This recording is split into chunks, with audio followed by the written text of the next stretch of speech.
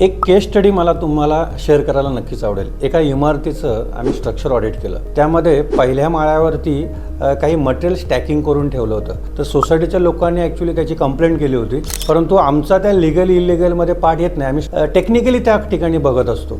त्या ठिकाणी प्रामुख्याने मला एक सांगायला आवडेल की काय मटेरियल स्टॅक केलं आहे, काय व्हॉल्यूम आहे, त्याची डेन्सिटी काय आहे किंवा काय हाईटला त्याने स्टॅक केलेलं आहे, त्याच्यावरती प्रेशर येणार आहे तुमच्या त्या स्लॅबवरती। कारण रेसिडेन्शियल बिल्डिंग आपण 200 to 300 kg/m² लाईव्ह लोडसाठी डिझाईन करतो। लाईव्ह लोड म्हणजे मूवेबल लोड असतं, व्यक्तींचा लोड असतो, त्यासाठी ह्या इमारती डिझाईन होतात। तर त्या ठिकाणी त्या स्लॅबला बॉटम साईडला सॅगिंग होऊन आणि क्रॅक डेव्हलप होऊ शकतो, त्याला आम्ही टेन्शन झोन म्हणतो।